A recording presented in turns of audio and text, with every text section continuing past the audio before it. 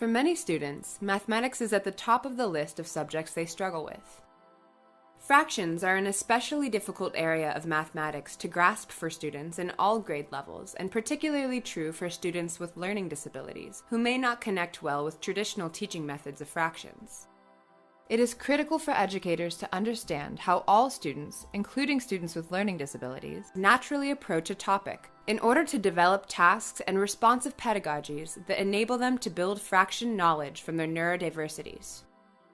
Funded by the National Science Foundation, PI Dr. Jessica Hunt and her team have been studying how students with learning disabilities think and learn through their project Fraction Activities and Assessments for Conceptual Teaching. Findings support that students with learning disabilities hold diverse understandings of fractions. Also, when given the opportunity, these students can and do develop understandings of fractions through their own ways of reasoning and making sense. Dr. Hunt and her team developed a novel teaching method that facilitates mathematics learning for these students.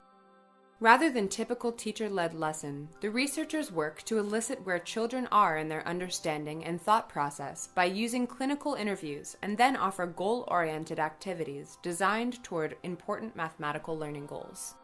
Activities are designed to be accessible and extend the ways these children make sense.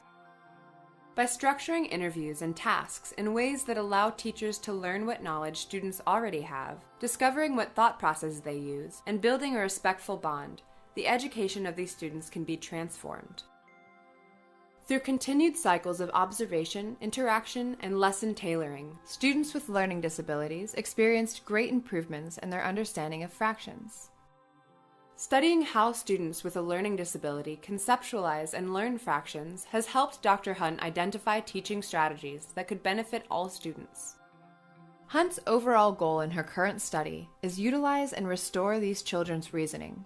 The team is calling this process zooming in and zooming out, and is testing this framework in a 3-phase intervention study involving 12 tasks.